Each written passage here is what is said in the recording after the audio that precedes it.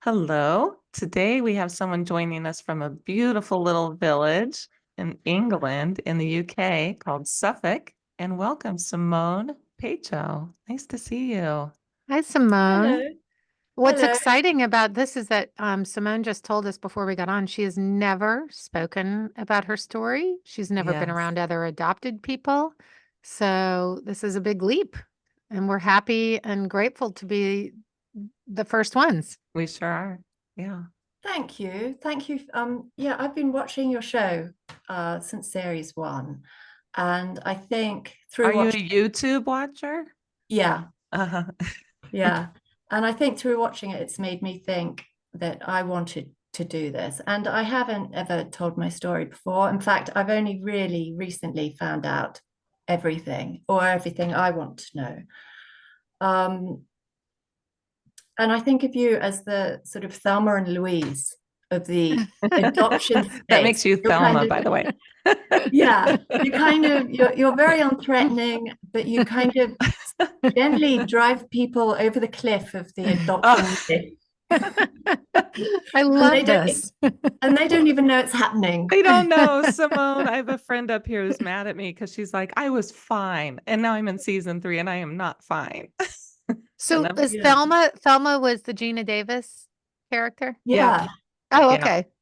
Yeah. Yeah, You maybe have that's to be fitting. Thelma, or we could Um, switch. I could be Thelma. That'd be exciting to when lose I was Louise. younger and had more, hormonal face, like younger face, a few people would tell me I looked like Gina Davis. Well, there So, you go. There so you this go. this And works. I don't mind being Susan Sarandon. Yeah. That's kind of funny. I like this. Yeah, I So, like it so too. tell us about you. How did you get Okay. into this? I'm using my real name for the first time. Simone. It was given to me by my mother, Mary. The reason I'm using these names and actually saying them is that I think it's kind of part of me training myself not to kind of recoil when I hear them, because when I was growing up, my adoptive mother, who was a not a nice person, she kind of made me feel like those names were like the smell of rotting fish. Oh, She recoiled when she mentioned, if she ever did, my mother's name. They were kind of, it was a very, very negative thing. My adoption was not great. Uh, the circumstances were I was told I was adopted as a baby. They had a 2-year-old in Auckland, New Zealand. I was supposed to be a Christmas Day baby in '68, so baby scoop. It was at a time in New Zealand when about two and a half thousand adoptions per year. So it was at the peak. mhm. Um, my mother had just had a baby girl die of cot death at 4 months old. Oh, And 8 weeks after that, 8 weeks after they buried her, and I didn't know this. I put all of the time frames together myself by finding the death certificate and everything. 8 weeks after they buried her, they were looking round for a baby. oh. Talk about Eight not weeks. dealing with Mm. your grief. Yeah, Some 8 weeks. people can't even adopt a dog I, 8 weeks after their dog has Their passed. previous dog. Yeah. I mean, I'm always bringing up dog parallels, but anyway. Yeah. So obviously they hadn't dealt with that. They no. were looking for a baby. They buried her in at the end of September in '69, and they got me in January, just Mm. after Christmas. Wow. And there's stuff I didn't know, but I'll go into that later. So they got me as a baby. That same month, at the end of January, because she was born in October, they became pregnant with their daughter. So they had their bio son, who was a toddler. They got me just straight after the death of their first daughter. And then, literally within a week, 2 weeks max of getting me in January, they were pregnant. So you're This the only is adoptee right in the middle. In the middle of two bio children. And I mean, I guess that could be okay in itself, but it wasn't, because you know, I maybe they wouldn't have gone ahead with the adoption had they known they were going to have my sister. But yeah, it was not great. And all these little kids within years of each other, right? I Well, mean, there's yeah, like and little tiny kids that, my adoptive mother she was 23, 24. So, oh you know, my you're talking gosh. about the period of time then when Mm-hmm. people had kids. She had this toddler, she got me, and then she had my sister. And a lot of things about my adoption, this is why I never talked about it as well. My adoption was actually never about me. It was about her and her tragedy and the death of her daughter. So it could never be talked about because I was bringing up her grief. And they told you about well, you found papers, but did they mention that Yeah, I knew I was adopted because you did? the baby died. I knew that. And that kind of messed with my head Of when I was Oh, I course. can very imagine. Yeah, of young. I mean, course. I That's a heavy remember, burden to carry. It is. I remember I being had that a up little all the bit, but time. my parents didn't mention that. They didn't. I found out my mom had a stillborn baby, Yeah. and then I was the child after, but I was never told about it, was never brought up. That would be really painful Mm. reminder. Yeah, and I don't know, yeah. So it was quite hard. I do remember about being 4 or 5, thinking it through in my head. Like, I loved my family, I loved my brother and sister. I would have also loved the sister who died, but then I had to remember that had she lived, I wouldn't be there. So so my child mind is going, well, then I really do want her to stay dead.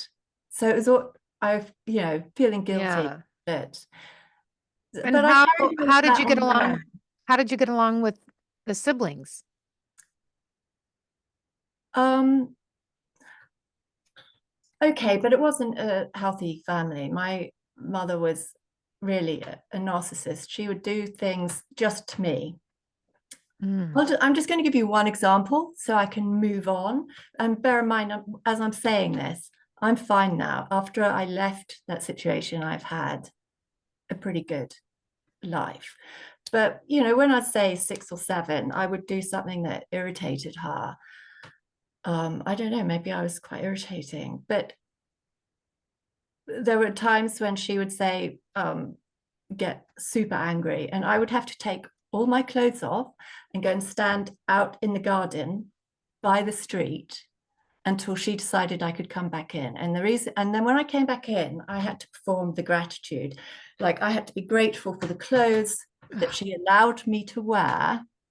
Okay, what? Be This in is her Was this a house. religious family? No, you see, no, that's what I'm saying. She was Ah, just like that. I mean, and then there were other times when she would pretend to poison me and stuff like this. oh my oh my God. It's like gosh. Crazy. Ah, Munchausen's. But after the first couple of times, I knew this was all performative stuff, and I had to perform the role of grateful apology. Have you read a book by Jeanette Winterson? No. yes. I mean, I've read Oranges are most of not her the only books. fruit. Yes. Yes. Okay. It was kind No, of I like haven't. that, but without the religion and without me being gay.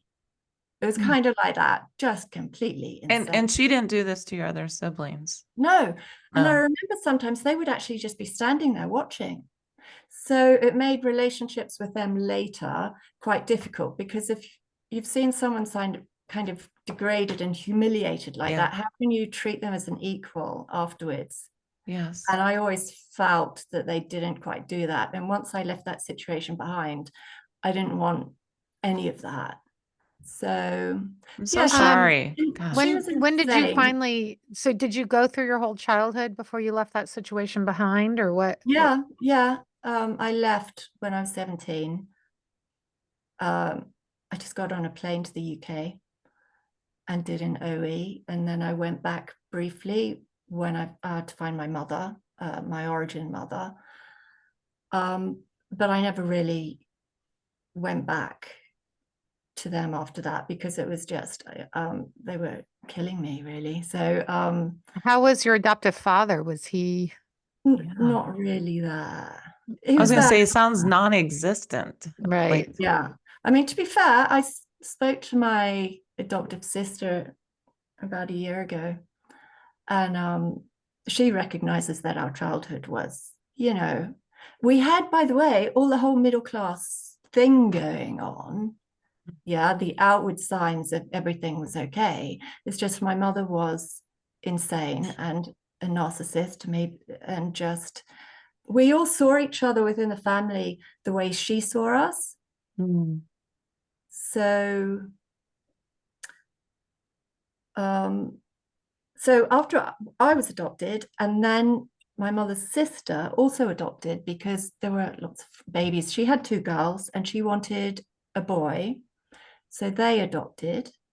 So of the six grandchildren, there are only two sisters. So of the six grandchildren, two adopted, one on each side. We both left New Zealand at 18 and never back. I think that tells you something. And I think part of it is they just totally refused to recognize that there was anything different or we needed support in any way. It was only about being grateful. He was a year younger than me. He killed himself 10 years ago oh, in Australia. Oh, God, that So another this is a statistic, normal New adoptee Zealand statistic. family. Yeah, Mm. a normal There's New your Zealand adoptee, family. four, there were 4 times more likely for Absolutely. And do you know why I think part of that is? I think because we've given this secondary identity, it's kind of almost like life isn't working, so I'm just going to shed this identity because it wasn't mine to start with. mm. And so this is one New Zealand family with two adoptions, neither of which worked out. And yet, I think there are just loads and loads more. I've never spoken about this because I didn't want people to judge me. But I mean, There are loads and loads yeah, and more. we had, as you Yeah. know, we had a New Zealand, I'm sure you saw her, Annie. Yeah, I loved her. Yeah. I loved that. It was We just love her. because there are so many different ways adoptees communicate how they feel about it in different ways. And I just love her really straightforward Yes. way of doing it. That blew me away. But I also think the baby boom is coming to the age we are now. I mean, even recently, this was my Actually, we're Gen X. I'm going to make that distinguished. okay, yeah, we are. I am not a boomer. Me neither. And you and I are not, we're 68. We're not either. Yeah. We're all Gen X. Thank you, Sarah. There was just this recent article in a refuse. local village, in Suffolk, a local thing. A woman of 75 went to a solicitor and said, right, I was adopted, this is my father's real name, I'd like this inserted on my birth certificate. And so the solicitor took her to a judge. The judge said, absolutely, you can do this. And she was doing it, and the solicitor in the little article says she was just doing this to set the record straight.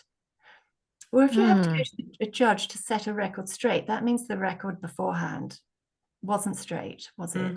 No. And that's interesting. And that's just, just somebody who, had a fine adoption and stuff, but she was doing it for her children and for her grandchildren to reattach them to their ancestry. It's a biology, right? It's a right of all of us. Yeah, absolutely. And it doesn't matter if you're a white baby given to a white family, because culturally, you could be completely different. It matters. It matters whether your culture was Irish or Welsh or English. It matters because it's yours. So just because because other families, mine is Estonian and English and Irish, but it matters. It matters to my children because it's personal to them. So just because you look the same, it does not mean that you should just ignore all of that. Yeah, so So you leave at 17. yeah, come to the UK for a year, just do an OE, go around Europe. What's an Um, OE? Overseas experience. Ah, Yeah. I mean, I did things like I went to India on my own for 4 months yeah. through the foothills of the Himalayas, that sort of thing. Went back to New Zealand and I contacted, and Annie mentioned this, I contacted Jigsaw uh, Hmm. in New Zealand, and they found my mother within 24 hours because she had already sent a letter in. Mm. And I really wanted to meet her, So, but I but was growing up, you mentioned something, I'm sorry, that your adoptive mother would say those names as if they were Right. horrible. So yeah, did everybody knew her name or your mother? What did they know her? Your I parents? found out recently that they did have contact with her. Okay.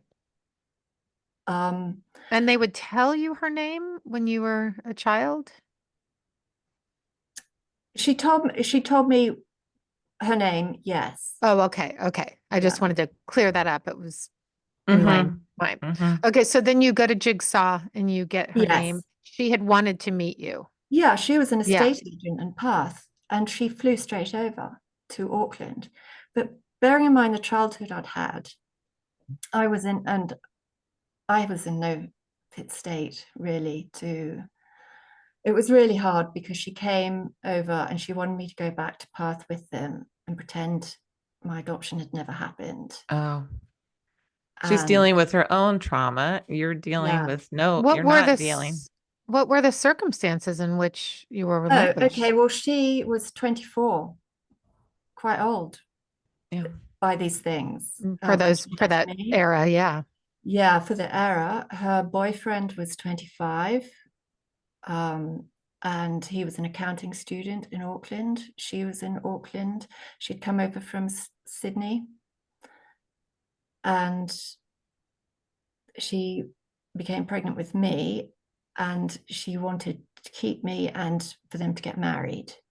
And she waited for ages and ages for him to marry her, and he didn't.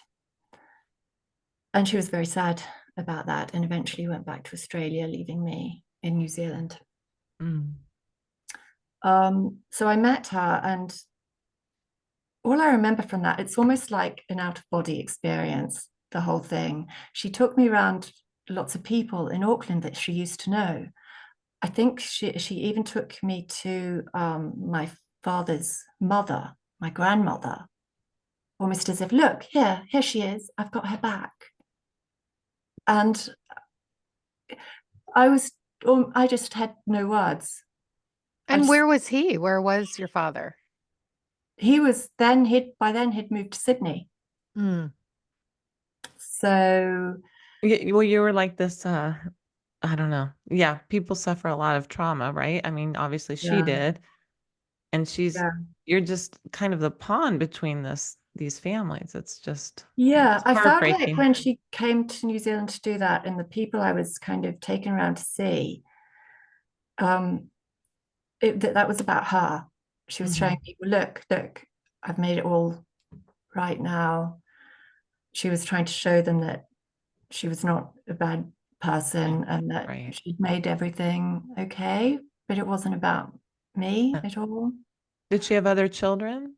I'm guessing She no. got married. She had 3 children. Oh, mm. she did. And I feel so sorry when I hear stories on your show about the origin mothers who never had children again. And that's kind of just a statement, but I always think about what is behind that. Yes. The trauma of that birth, very often, I think, especially in those days, because people were brutal. There was no pain relief and stuff, probably particularly for you know Hmm. girl unmarried women. It Mhm. would have been more like, well, you take this pain, see what happens when you go against the system. And then I think it was just so traumatizing for a lot of these women. that it was just impossible.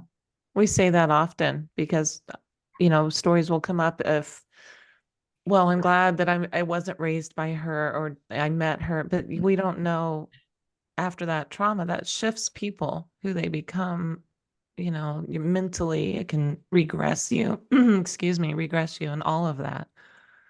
You're right on about that, I think. Yeah. So no, she had 3 children. My father got married as well, and he had 2 children. So I had 3 siblings on one side and 2 on the other. They were all younger than me, but I was just 18. And And were they all aware of you? I mean, at least on your mother's yes, side? yes, they were. Everyone knew about me. And happy to have you to know you were. Yeah, but I was under a lot of stress because my adoptive mother was absolutely furious. Absolutely furious.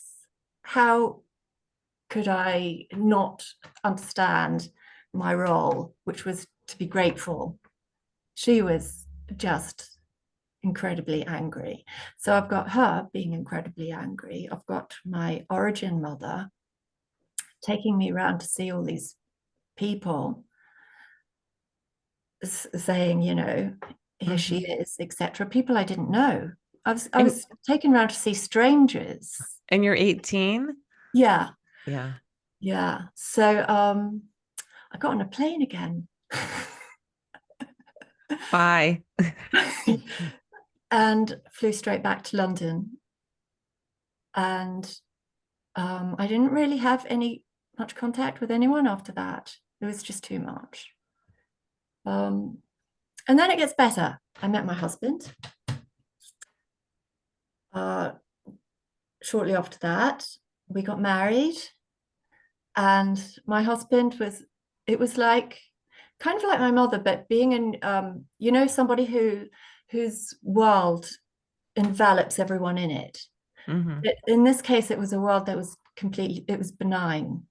And I was a valued member in that world that he had created.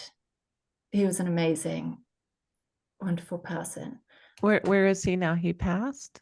Or Yeah, he died during COVID.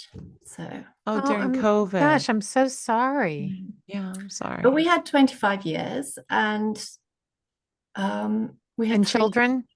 3 wonderful children. Oh. So I've got my youngest is just turned 13. My oldest is 22. It's wonderful, obviously. Oh, good. That's what I mean when I was talking about my mother before. But I could only do that by completely leaving all of that behind. Did you ever, I mean, that wasn't certainly not the end of your contact, was it? I mean, No, I mean, yeah, there was sporadic with contact. both your adoptive and your origin family? Well, my origin mother died 5 years later of cancer. Oh, geez. Which is really unfortunate.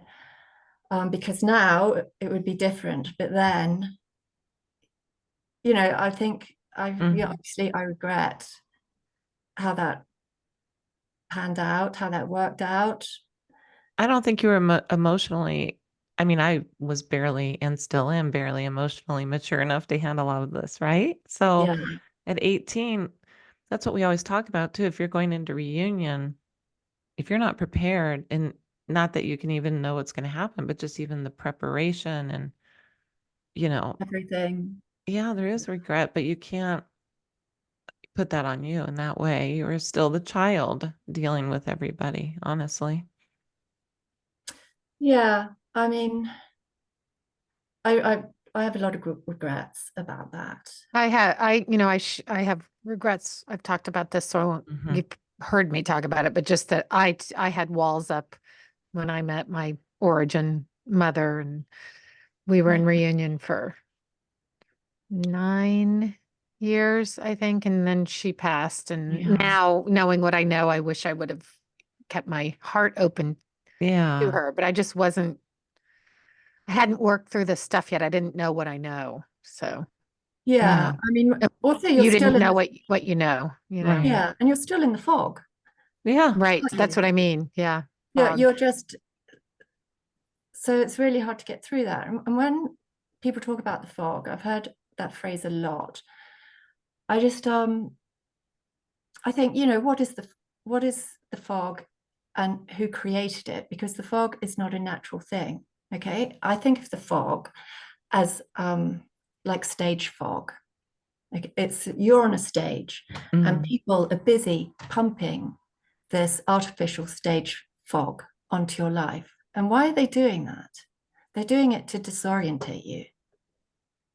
So when people talk about coming out of the fog, or you're talking about being on the stage and just like getting a huge fan and just like blowing all of the stage fog off so you can actually see what's going on in your life. And I don't think you can actually see what's going on until you get rid of the fog. But Agree. you talk about the fog as a kind of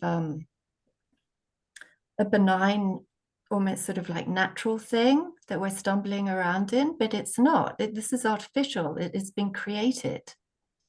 I really like this description, actually. Yeah, I feel like I'm going to visualize this now, aren't you, Sarah? That's a good description, honestly. Yeah. So, yeah, I mean, like you can't know yourself.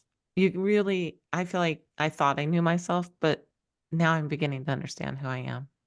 And explaining that to others, it's very, as you said, outside of the adoptee community, it's very difficult. Well, and there's a lot of people invested in keeping that machine pumping. Yeah. Well, those are the fog people. out. Those are the people on the side of the stage pumping it out. It's the industry. It's the adoptive parents, and it's everyone involved in the industry, and and it's to disorientate adoptees. And if you're disorientated, I almost feel like it's bees. Like, you know how they fog the bees? I went and did beekeeping once for a day. Yeah. Just as a group, and you fog the bees and they're disoriented, and then you can move them about and take them from the queen and put them somewhere else. It's interesting you can that analogy manipulate of pumping the fog. It's interesting. Yeah, you can manipulate them quite a lot easier. I love this podcast because there's always, people coming on and having a new perspective about things.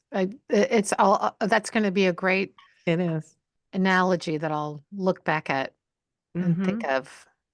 Agree. The stage fog. Yeah. Because we are performing too, aren't we? So we are the performers on the stage, having to perform for our safety and our food and so we're not moved again. So we're not moved again. Yeah. Yeah, to stay on the stage. Right. Yeah. So yeah, I mean, my husband was wonderful, a wonderful person. We have 3 children. It was just, there's some stuff from my childhood which made me kind of, I had 3 C-sections, one after the other, because I didn't trust my body to give birth, basically. Because there's some stuff I think adoptive mothers in particular do with adoptive daughters. When she had the period conversation with us 2 girls as little kids. So I must have been about 9 and my sister was 7. And we're super cute. We're in our like night dresses and like so she's talking us through what happens and everything. And then so my little sister's a bit confused, and she was adorable. She had like blonde hair with like little pigtails and stuff. And I was like, had freckles and buck teeth, and my mother always cut my hair off. It was like, mine was always real. Me too. My adopted mom. Do you know what? I've heard that's a thing. I've heard really? Yeah. Adoptee girls often have short hair when they're under the control of their families. And no, I've heard it's a thing. And, I had this like just layered, like I look like a boy. Yeah, so did I. Yeah. And my sister looked like the cutest one from the Brady Bunch. Cindy. yeah, she looked like Cindy. And I was like, you know, the girl from Little House on the Prairie? I mean, I'm a 70s child, but you know, Little House on the Prairie, the Of Laura course. Ingalls Of Laura, course. character. Well, I kind of look like her, only with buck teeth and a squint and like God, I had horrible those chopped teeth. off hair. And then your sister was Cindy Olsen. Yeah, exactly. Yeah, that's yeah. Yeah, so I'm sorry, I've forgotten what I was talking about. Oh, so she sat down to give you the story, Yeah, your but at the period. end of that chat, she turns to me, and my sister is still sitting there, and she says, and of course, for you, you're going to have to be much more careful. Oh, And I was like, Uh, what do you mean? And she described how once my hormones started, I was going to have, because of my history of being adopted, I was going to have urges that my sister was not going to have. what? And I know, that's what I mean by oranges are not the only fruit. It's kind of like that. yeah. Uh-huh. So, and what she was saying was that my mind, which she had control over, was going to be able to manage it. But once my body, which was a separate part of me, because they were split off, the mind was hers, the body was this wild thing she couldn't control. Once, you know, my hormones started reaction, I was going to have to control myself a lot more because of my genetic history. That started a thing for me afterwards. That started a thing for me that I didn't trust my body. I was like, I was on tenterhooks thinking, what is it going to do now? I was almost as if my mind was a foreigner in this body, and I had to watch it like a hawk to see I mean, what crazy things it was going to do. And that's one of the things I feel most sad about, because I didn't feel like a whole person. There were two parts of me, and part of me couldn't be trusted. And I carried that for years, and it affected me in terms of a lot of things, but particularly when I became pregnant and stuff, there was no way I could give birth. I mean, you know, I saw the doctors and stuff, and I was just absolutely clear I need to have cesarean sections, and I did. I had 3. And I wonder if I'd sort of felt or had grown up to feel I could trust my own body, that it may have been a bit different. I don't know. It's not like I feel like, by the way, just because I had C-sections, I'm less of a mother or they're less my children. It's just, that's just one of the things that I'm just talking about some of the things that I think that affected me. Yeah. As an adoptee. That's a really strange mixed message to get at that young age. I mean, it's just very insane, isn't it? I mean, it's really that you know, that split. And I think I read Nancy's book recently because I felt I was coming on here, I should. And she said something about how the adoptees are the ones who create a split between good and bad. The good, one family's good and one family's bad. But actually, I think it's the adoptive parents who do that. I mean, very recently, and this is now, today, a couple of years ago, I was at a music event for one of my girls, and there was a young girl there. She was about 10. You know, it's an elite music group, so they're all really talented. And she was and it was like a 2-day intensive, 8 a.m. till 5 p.m. And this girl was running around a lot and got into trouble. And I didn't know she was adopted, but somebody pointed out to me that she was and rolled her eyes. One of the teachers, as if to say, you know, she's adopted. Oh, yeah. We're going to get this sort of behavior. And then at the end of that 2 days, she got up on stage and played a very complicated solo piece with huge musicality. It was really beautiful. And the adoptive mother of this girl could not have been more proud, and everyone gave her a standing ovation, and the adoptive mother was just lapping it up. And I thought to myself, you know, at this moment, you're not turning around and saying she's adopted, i.e., it's nothing to do with me. She was taking all the good stuff. She wanted all the success. That was all. She owned her daughter's success, but she didn't want to own the behavior that people didn't like. So she'd already split that girl in two. The part of her that was sort of pre-adoption, the behavior from the pre-adoption, the effect of the adoption, and the good parts of her, which are the bits that they felt they'd poured into her. She didn't turn around and say, oh, well, yeah, this musicality is obviously genetics. That's nothing to do with me. No, she took it and owned it. And that's a couple of years ago. So I think adoptive parents very much split their adoptive children into two parts.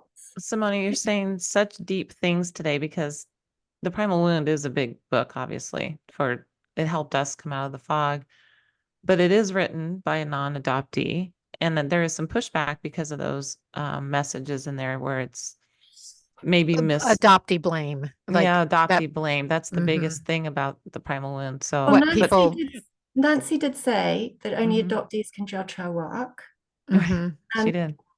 And so I'm happy to take her up on that. There are a couple of things. First, she is an adoptive mother. Right. Okay. First and foremost, yeah. I think. I mean, she says things about there are lots of assumptions about adoptees and lots of assumptions about adoptive parents. Now, the assumptions about the adoptive parents are that their intentions are always good. Right, because she says from that her framing. Yeah. Yeah. But what if that assumption isn't true? What if the intention of the adoptive parents isn't to do good, but just to get what they want? Well, and then even the language around adoption too, building a family, right? So we're their answer to, for whatever reason, second choice, right? Really, usually. Yeah, of course they are. Well, I wouldn't have been adopted had their baby girl died. Maybe it would have been better if I hadn't been adopted into that family. And I think I saw a link to this on a Twitter thing recently, so I can't claim it as my own, but this is a good one. Nancy's book is kind of like Plato in the cave. All the adoptees are in the cave, and we're sitting against one wall watching sort of a puppet show of life on the other wall, and the adoptive parents are behind us doing all the puppet stuff. Yeah. Nancy's in the cave as an adoptive parent, but she's not telling us all to get out of the cave. She just wants to rearrange it. Move around the pieces.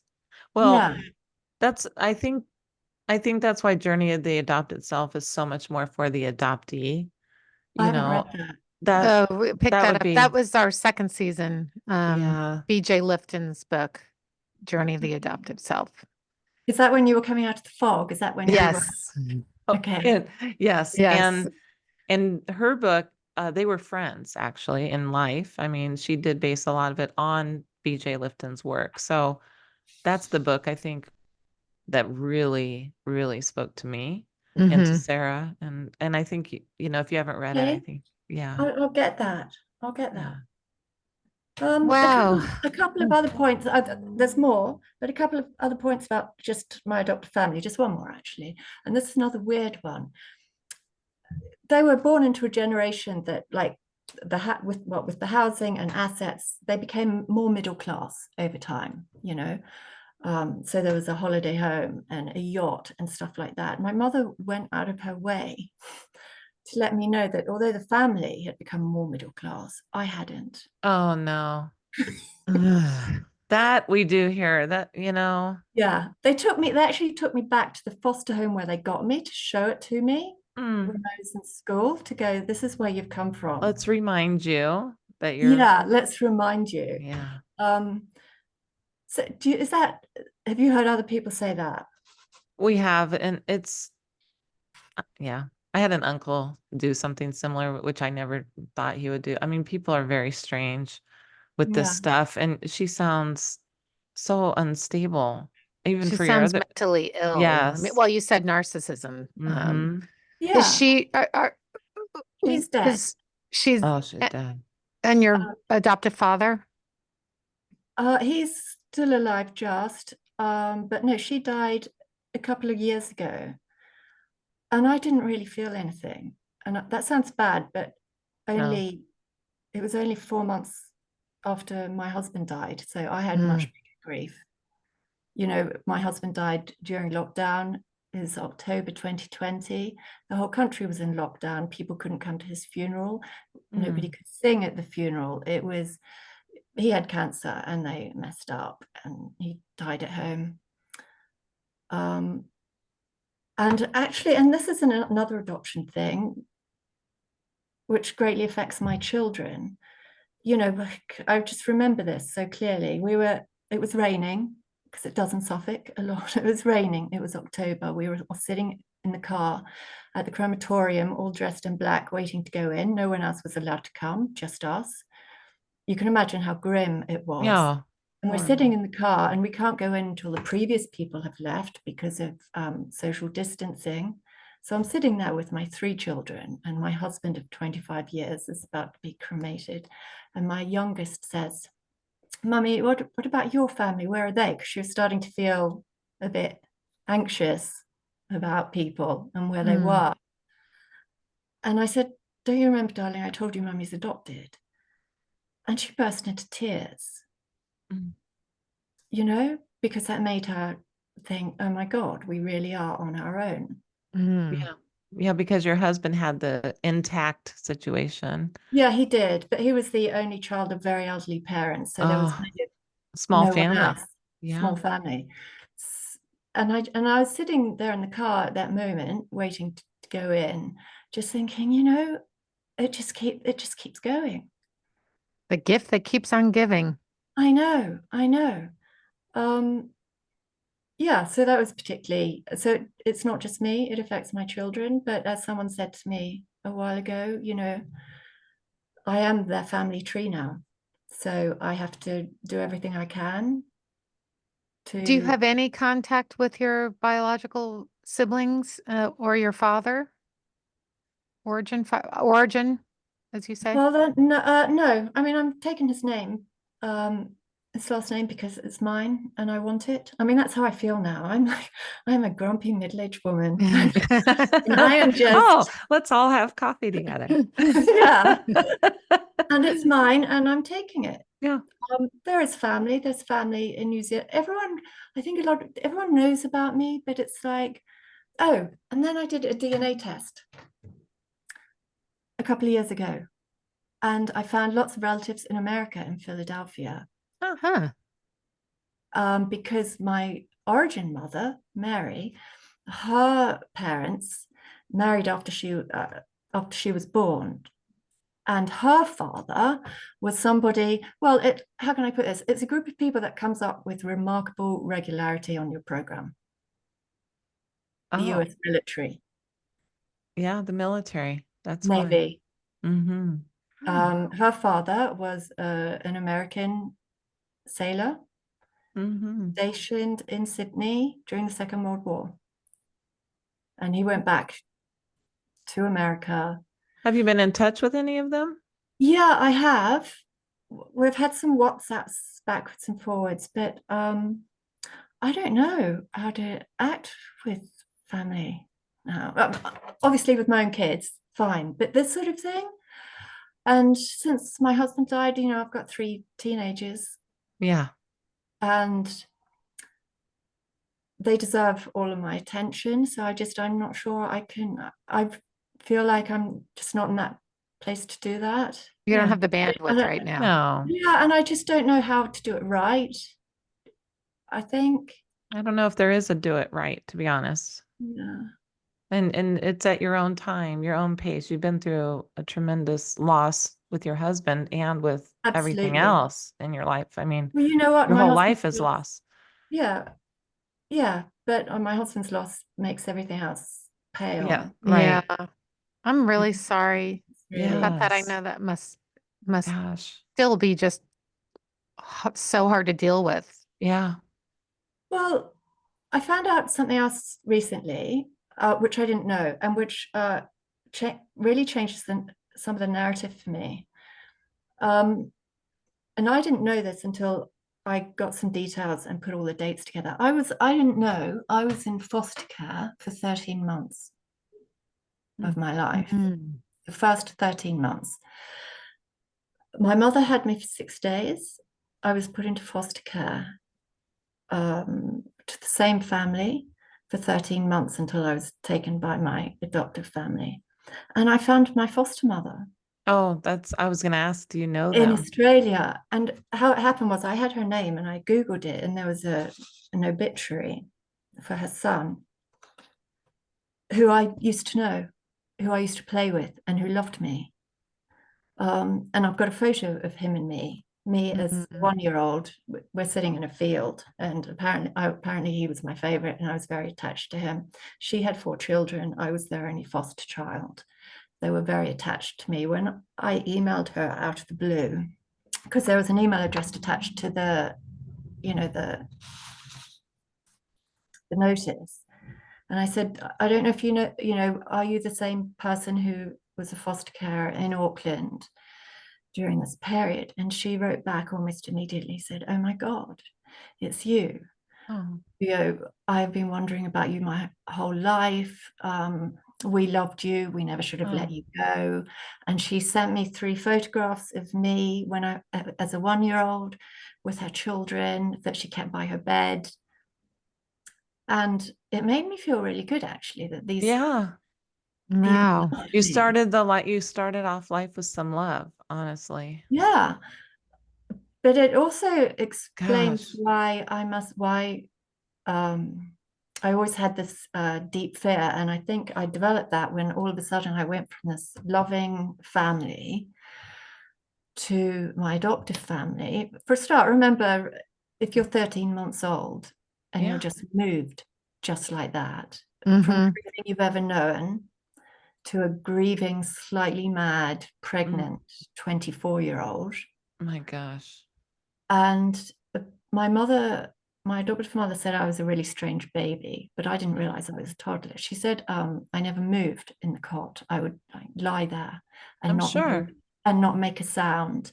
And I refused to walk, and I didn't talk for ages, so much so that they took me to a psychiatrist. You were traumatized. I mean, it's just heavy duty. And you've had 2 traumas by then, by the way. Yeah. 6 days is not nothing either. And just leaving your first mother, and then it just is horrible. Yeah. But that was really helpful for me to find that out, because now I realize where this deep well of fear I've always had, where it came from. And which is a good thing, because it's kind of, I can put it all in context now. Yeah. I think, which is really helpful. So I was just really pleased to hear from my foster mother. Yeah, I'm incredible. Simone, we could talk all day. You're so interesting, and it's such a deep conversation. But I want to thank you for coming on. It really, and for being so open and honest and just fearless. really, Fearless with really the way you're talking. So it's so appreciated. I have so many new tidbits from this just in my mind. I feel like I'm learning today. Really, thank you. I had lots more thoughts, but I was thinking of writing a book, but I think you should. I think what Susan said at the end of series 6 is quite true. Non-adoptive people can only cope with hearing negative things about adoption if your adoption was good. If it's bad, they need to dismiss you. So I think I could only do it in novel form. If they dismiss you, they dismiss you. That's how it's like. This is your story. Yeah. And it's important. And there's other people that will hear this. You know how you said you haven't found the community. That so many people will hear this and be like, oh my goodness, that was me. That's a similar situation, whatever. It's very important. Write it however you feel comfortable with. That's but right. Personally, I think you could, just write it from the heart, and then decide what you'll do with it. That's right. That's right. Yeah. I mean, there is comedy in that as well. When you read Jeanette Winterson's book, I mean, Yeah. the insanity of it. And I Well, kind of look back and laugh a bit at some of that. Yeah, but thank you. It's thank been, you. I think, um, I think I'll join some groups, I maybe. think you should. Yes. We'll give you the information for our Patreon group because I think you'd really get a I lot do out of too. I it. think you love it. Yeah. All right. Well, thank you, Simone. We'll continue on. Okay. Thank Yeah. you. Thank you so Bye-bye. much. We'll Thank you.